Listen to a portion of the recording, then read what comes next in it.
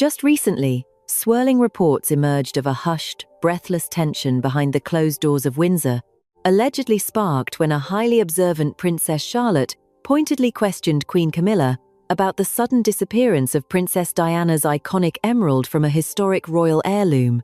This seemingly innocent inquiry from the young royal reportedly unmasked a silent, psychological war over legacy, prompting a fiercely elegant intervention from Catherine and a swift, unyielding boundary set by Prince William to protect his mother's memory.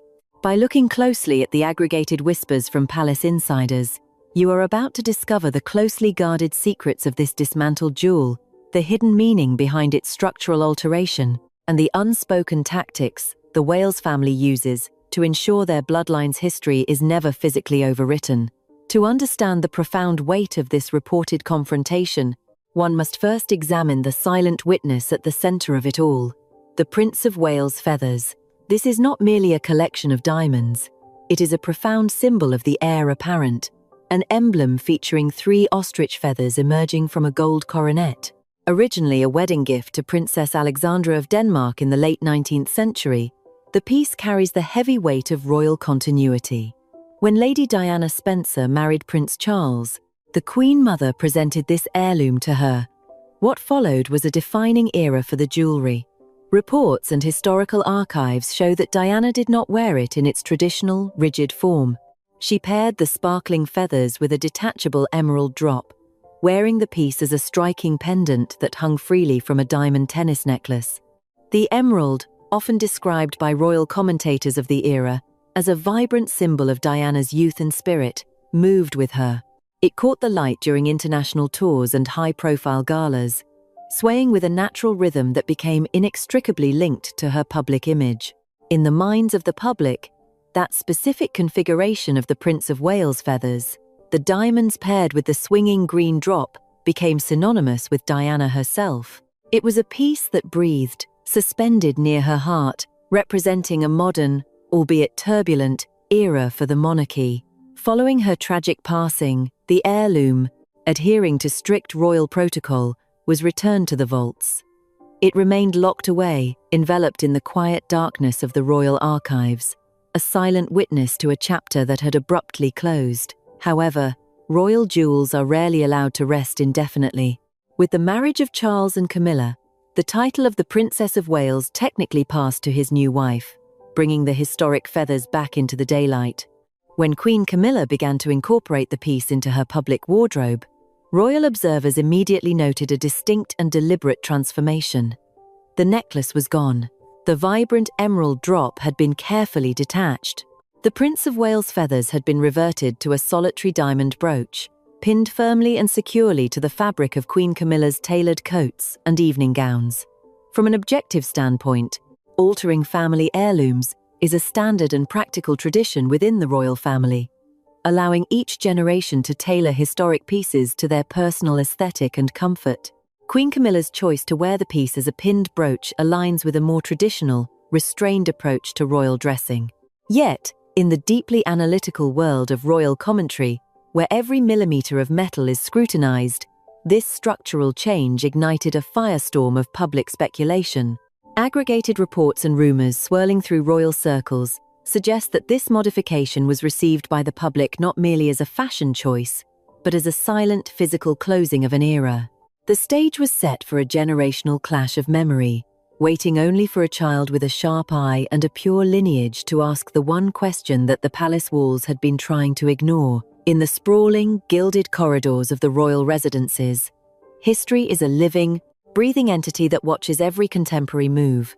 The aggregated whispers suggest that the removal of the emerald was perceived by many as an attempt to rewrite that history, to strip away the volatile brilliance of the past in favor of a much more controlled, fastened-down present. Observers noted that by pinning the brooch flat against the chest, the artifact was robbed of its fluidity, transforming a symbol of dynamic grace into a rigid badge of current authority. This is the hidden language of the monarchy, where stones and settings speak volumes without a single word being uttered. And it is within this highly charged atmosphere of modified heirlooms and unspoken boundaries that the true drama unfolds. As the public watches these subtle sartorial shifts, The internal dynamics of the family are reportedly far more complex, weaving a tale of a mother fiercely guarding her children's connection to their late grandmother, and a future king drawing invisible lines in the sand. The secrets locked within the Prince of Wales. Feathers serve as the perfect catalyst, revealing how the deepest royal battles are fought not in the press, but in the quiet, calculating moments before a royal steps out into the flashing cameras, wearing a piece of history that has been deliberately, and perhaps controversially, reshaped. The quiet dismantling of the heirloom did not go unnoticed beyond the heavy iron gates of the palace. Almost immediately after Queen Camilla debuted the altered piece, a subtle but unmistakable wave of public reaction rippled through royal watching communities and media outlets alike. Observers meticulously compared archival photographs of the vibrant, swaying emerald to the newly rigid, diamond-only brooch. To the untrained eye, it was merely a stylistic update, a preference for a flatter, more conventional adornment. But within the deeply analytical sphere of royal commentary, this physical separation of stone and setting birthed a myriad of psychological theories. Aggregated reports indicate that a significant portion of the public perceived the missing emerald as a deliberate, visual silencing of the past. The green drop had long been viewed as the emotional heartbeat of the piece, inextricably tied to the late Princess of Wales and her highly documented, often turbulent journey within the monarchy. By removing it, the visual narrative of the jewellery shifted drastically. Unverified murmurs from insiders suggested that the alteration was less about aesthetic preference and more about establishing absolute authority over the present. The brooch, now pinned securely and immovably against heavy winter coats and formal sashes, projected a stoic, unyielding image. It was no longer a piece that moved with the wearer, it was a piece that anchored the wearer. This rigid presentation fueled rumors that the physical modification was a strategic maneuver to manage a legacy that loomed too large. Yet, this strategy, if indeed it was one, seemingly backfired in the court of public opinion. The absence of the emerald became louder than its presence ever was. It transformed into a phantom artifact, a missing piece of history that commentators and loyalists constantly pointed out whenever the diamond feathers made a public appearance. The empty space hanging below the gold coronet became a focal point of quiet contention. It served as a persistent, visual reminder of the complex succession of the title and the impossible standard set by a predecessor who remained globally adored. The public discourse surrounding the jewellery evolved into a broader conversation about memory and ownership. Who truly owns the narrative of an heirloom? Is it the current holder of the title, or the public who embedded their own emotional history into the stones?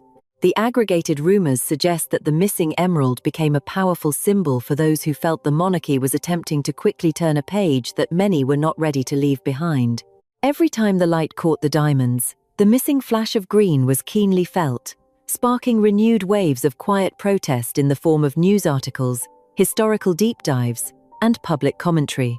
For Queen Camilla, navigating this landscape of inherited artifacts is a delicate, often unforgiving task. Wearing the historical pieces is a duty inherent to her position, yet altering them invites intense, often unforgiving scrutiny. The aggregated news surrounding this specific brooch highlights the intense pressure of her role, where every sartorial choice is dissected for hidden meaning and intent.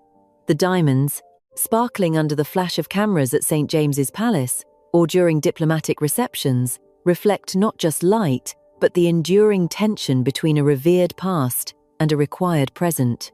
The public reaction underscored a critical reality for the modern monarchy. The visual archives of the past are readily accessible, and the public memory is long and fiercely protective. The alteration of the Prince of Wales' feathers inadvertently created a physical manifestation of a generational divide, a glittering fault line worn directly over the heart.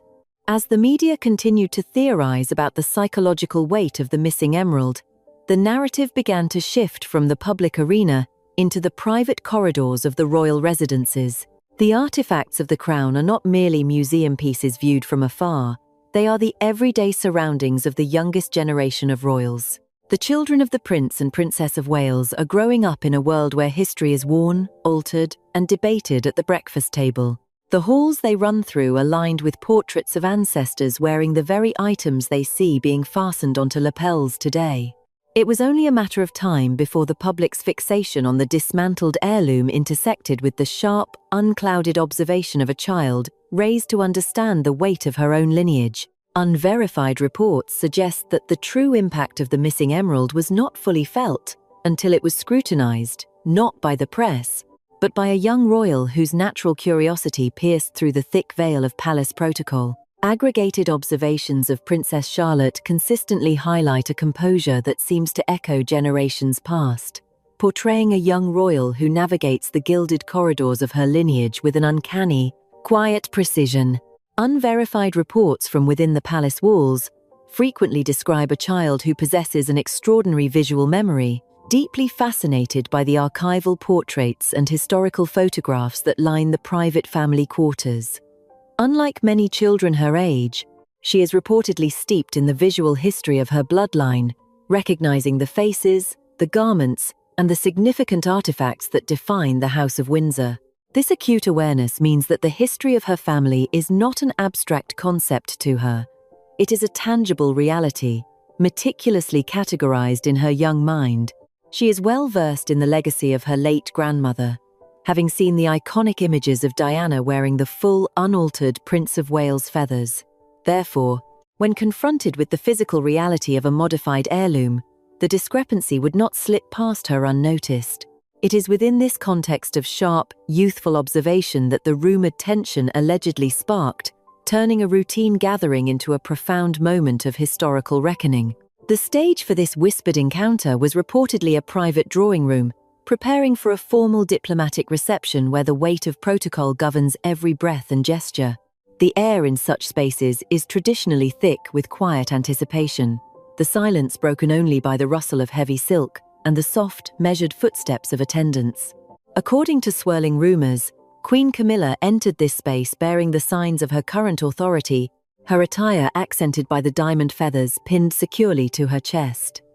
It was a visual projection of the present monarchy, fastened and controlled.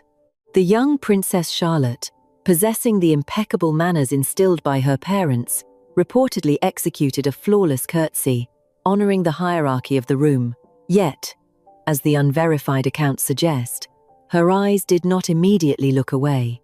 They settled on the brooch, recognizing the brilliant diamond plumes, but instinctively searching for the vibrant, fluid weight of the emerald that had always anchored the piece in the historical photographs she knew so well. What followed, according to the aggregated whispers of palace insiders, was a softly spoken inquiry that fractured the delicate, rehearsed peace of the afternoon. With the innocent clarity that only a child can wield, Princess Charlotte reportedly asked about the missing green stone, questioning why the necklace had been taken apart and why it no longer moved. It was not a challenge born of malice, but a simple, direct observation of absence. However, in the highly charged atmosphere of royal artifacts, where every modification carries the heavy burden of public opinion, the question was devastatingly sharp. It brought the unspoken elephant in the room directly into the light.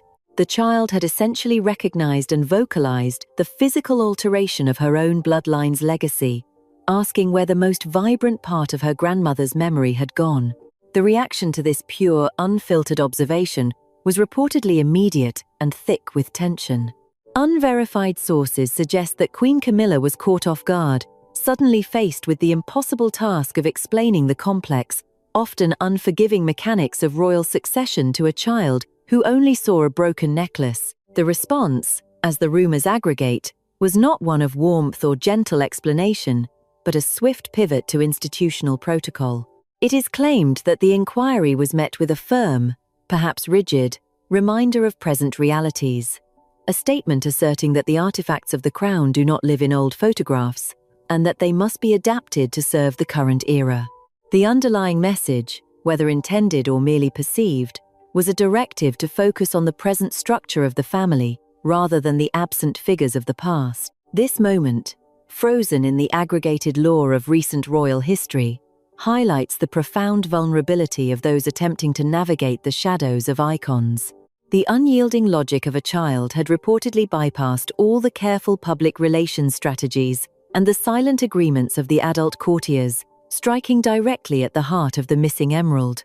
The physical silence that allegedly descended upon the drawing room was not the respectful quiet of royal tradition, but the tense, vibrating stillness of a boundary being tested. It was a stark reminder that while titles can be legally transferred and diamonds can be physically unclasped, the deeper, more resonant legacies are carried within the memories of the descendants. The brooch remained pinned to the fabric, but the illusion of a seamless transition had been deeply unsettled by a single, observant question. It was a silent clash of eras, necessitating an intervention that would rely not on loud decrees, but on an entirely different caliber of royal strength. It was precisely at this rumoured juncture of heavy, suffocating silence that Catherine's quiet authority allegedly materialised. Unverified reports describe her entrance not as a disruptive force, but as a stabilising wave, shifting the atmospheric pressure of the room instantly. Catherine, fiercely protective of her children's emotional landscape, reportedly assessed the scene with a swift, practiced glance. Aggregated whispers suggest she did not engage in a loud, defensive argument regarding the physical state of the heirloom. Instead, she utilized a far more sophisticated strategy of legacy preservation, one rooted in maternal grace rather than institutional combat. According to swirling rumors, Catherine stepped smoothly beside her daughter, offering a subtle, grounding touch to Princess Charlotte's shoulder. Her reported response to the tense atmosphere was a masterclass in soft power.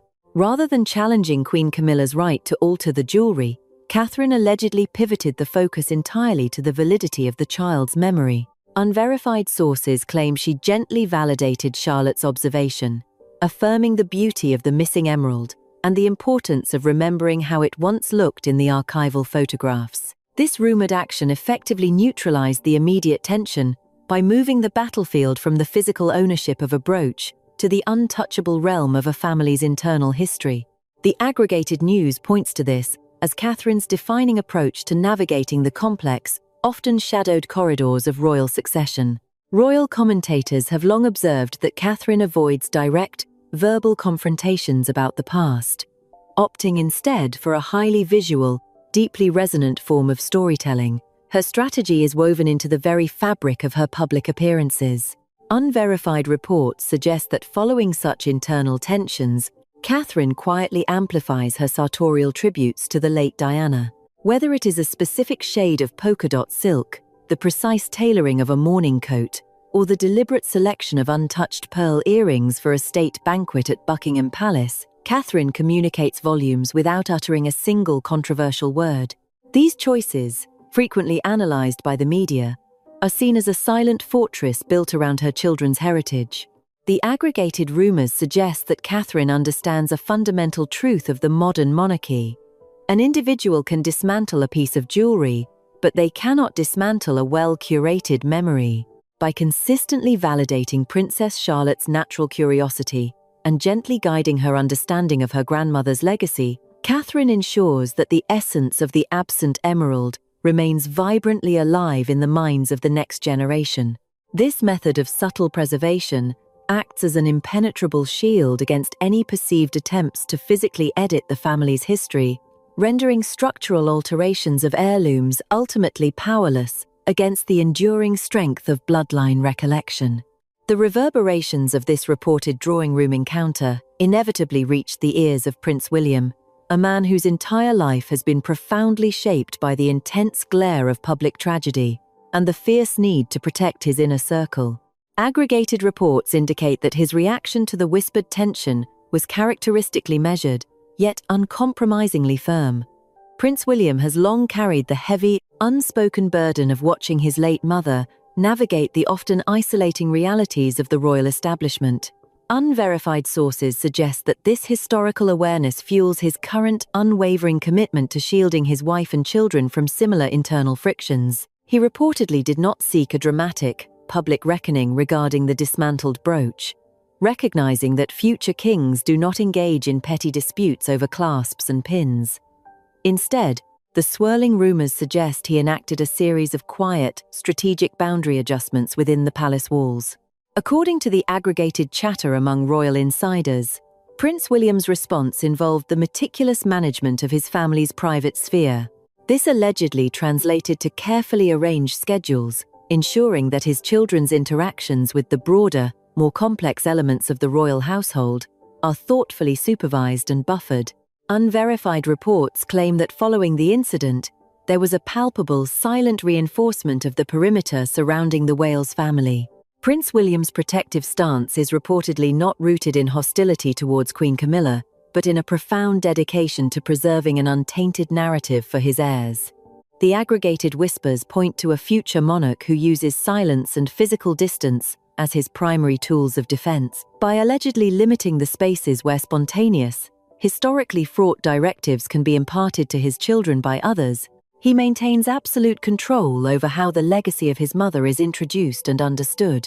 Furthermore, rumors suggest that Prince William quietly initiated a private review of other untouched heirlooms within the royal vaults, intending to secure specific, unaltered pieces for Princess Charlotte's future use. This rumored action serves as a definitive, silent statement. While the current era may reshape certain artifacts to fit its narrative, the direct bloodline will ensure that the unedited history of the past is lovingly preserved and eventually worn by the generation that follows. The physical absence of the emerald drop on Queen Camilla's lapel may serve as a visual marker of the current reign, but the aggregated reports highlight a far more powerful undercurrent. Through the watchful eyes of Princess Charlotte, the elegant fortitude of Catherine, and the unyielding boundaries of Prince William, the vibrant, swaying legacy of the late Princess of Wales is meticulously guarded, entirely out of reach from those who might seek to pin it down. The battle over the Prince of Wales feathers ultimately reveals a fundamental tension at the heart of royal inheritance, separating the legal ownership of artifacts from the emotional possession of legacy. Aggregated reports emphasize that while the institution holds the absolute right to alter, modify, and reassign the physical treasures of the monarchy, it possesses absolutely no jurisdiction over the emotional archives of the public or the deeply ingrained memory of the descendants. Queen Camilla's pinned brooch, devoid of its emerald drop, functions perfectly as a symbol of the current hierarchy within the palace walls. It is secure, fastened, and undeniably present in its authority. Yet, unverified rumors suggest that the sheer effort to reshape the historical narrative through such physical modifications often yields an unintended consequence, amplifying the invisible presence of the past. The empty space beneath the diamond feathers has arguably become louder than the sparkling stones that remain, transforming a simple structural change into a perpetual reminder of what is no longer there. In the sprawling, centuries-old narrative of the monarchy, gold can be melted down and diamonds can be endlessly reset, but bloodlines remain entirely immutable. Princess Charlotte does not require a swinging green jewel to validate her profound connection to the late Princess of Wales. Her very presence within the royal ecosystem, her meticulously documented mannerisms, and her unprompted, sharp inquiries serve as the unbroken chain of her family's history. The aggregated chatter among royal historians points out that this is the ultimate, untouchable strength of the Wales family. They do not need to engage in subtle wars for control over the physical vaults, because they are the living, breathing continuation of the story that the public fiercely protects. The physical heirloom may be currently pinned to another, but the resonance of its most famous era beats steadily in the pulse of the next generation. Catherine's reported handling of these delicate internal dynamics showcases a profound understanding of this inescapable reality. Unverified reports suggest that by choosing quiet affirmation of her daughter's memory over loud, institutional conflict, she ensures that her children recognize the vital difference between merely wearing history and actually embodying it. She is reportedly raising her children to understand that their heritage is not something that can be locked in a velvet box or dismantled by a jeweler's tool. It is an intrinsic part of their identity. Prince William's alleged enforcement of strict, invisible perimeters around his family further solidifies this environment, creating a safe harbor where the memory of his mother is allowed to flourish organically, free from the shifting dictates of the current royal court.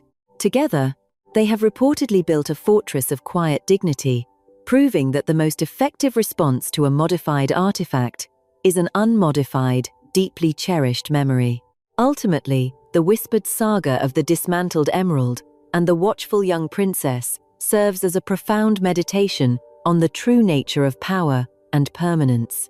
Crowns are inevitably transferred, titles are continually inherited, and precious stones are endlessly reset to suit the prevailing winds of a new era. But authentic legacy is never forged in the rigidity of a fastened pin, nor can it be obscured by the careful removal of a vibrant jewel. It survives in the quiet grace of a mother protecting her child's heritage, in the resolute boundaries drawn by a future king, and in the sharp, unclouded gaze of the generation that follows. The physical artifacts of the monarchy are merely temporary vessels, cold and unfeeling, until they are warmed by the narrative of those who wear them. In the end, the most enduring royal authority does not belong to the hands that control the archives, but to the bloodline that holds the memory, ensuring that even when the emerald is hidden away, its light never truly fades from the corridors of history.